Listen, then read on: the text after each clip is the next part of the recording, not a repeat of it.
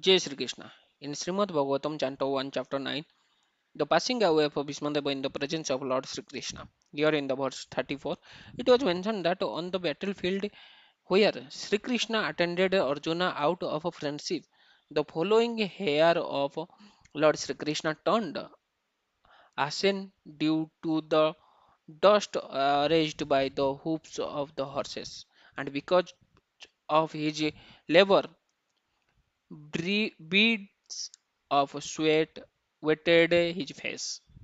All these decorations, intensified by the wound dealt by my sharp arrows, were enjoyed by him. Let, let my mind thus go on to Lord Sri Krishna. Here it is mentioned by Bhishmadeva in the bed, arrow of a bed in the last moment of the life of his life. Bhishmadev उवाच युधित तुरगारजविधूमर्विशुभक कश्च लुलित स्मरभ्यरे अलन्यकार्तस्य मम निशित Sharar विविध्यमनः त्वचि वीळस्य स्तवश्चेस्तु Krishna Atma. So here the purport is the Lord is the absolute form of eternity, bliss and knowledge. As such, transcendental loving service to the Lord in one of the five principal relations, namely Santa, Dasya, Sankhya, Vaschala and Madhurya. That is neutrality, servior, servi, servitorship, fraternity, parental affection, and conjugal love. It's glorious accepted by the Lord when offered to the Lord in genuine love and affection. Sri Vishmadeva is a great devotee of the Lord in the relation of servitorship. Servitorship. Thus, his throwing of sharp arrows at the transcendental body of the Lord is as good as the worship of another devotee who threw soft roses upon him. It appears that Vishmadeva is repenting the actions he committed against the person of the Lord. But factually, the Lord's body was not at all pained due to his transcendental existence. His body is no matter.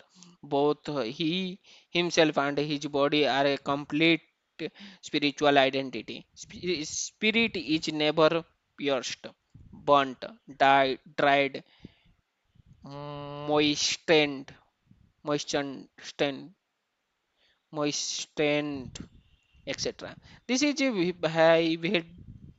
vividly explained in the Srimad Bhagavad Gita. So also it is stated in Skanda Purana. It is said there that spirit is always uncontaminated and indestructibly.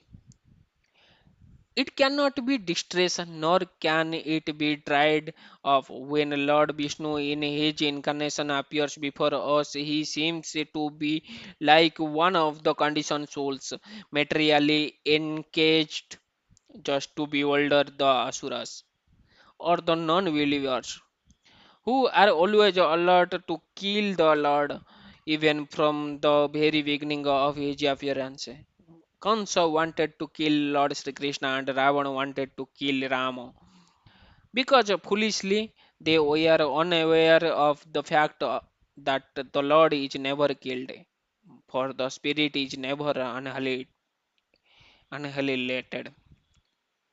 Therefore, Bhismadeva piercing of the body of Lord Sri Krishna is a sort of a bewildering problem for the non-devotee atheist and but those who are devotees or liberated soul are not wielded.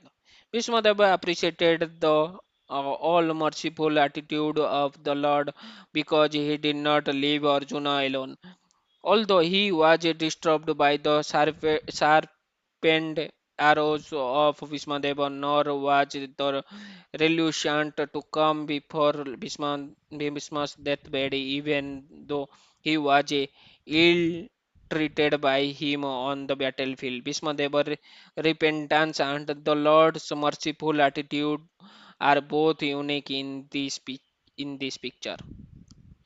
Sri Vishwanath Chakravarti Thakur, a great acharya and a devotee in the humors of a conjugal love with the Lord, remarks very silently in this regard. He says that the wounds created on the body of the Lord by the serpent arrow of Vishwadeva were as pleasing to the Lord as the biting of a fiancé who bites the Lord's body, directed by a strong sense of sex desire.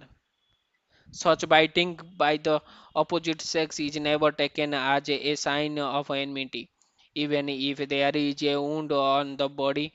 Therefore, the fighting as an exchange of transcendental pleasure between the Lord and his pure devotees. Sri Vishmadeva was not at all modern. Beside that, since the Lord's body and the Lord are identical, there was no possibility of wounds in the absolute body. The apparent wounds caused by the serpent arrow are misleading to the common man, but one who has a little absolute knowledge can understand the transcendental exchange in the chivalrous relation.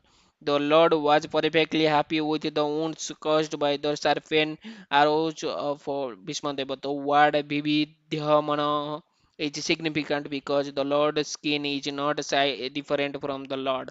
Because our skin is different from our soul. In our case, the word Vibhidhyamana or being bruised and cut would have been quite suitable. Transcendental bliss is of different varieties, and the variety of activity in the modern world is but a perverted reflection of a transcendental bliss.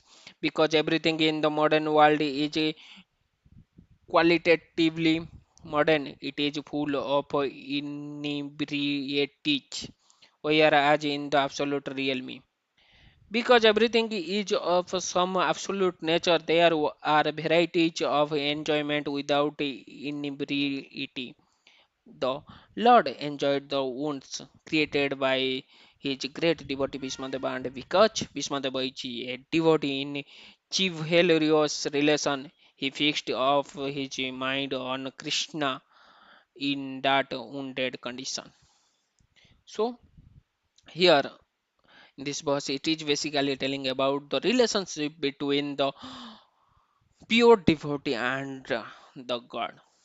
So even Bhishmadeva releasing the serpent arrow towards Lord Sri Krishna, that is like a respectful obligation to Lord Sri Krishna. And what it is mentioned in this verse, even you are fighting against the Lord, still that devotion will be matter.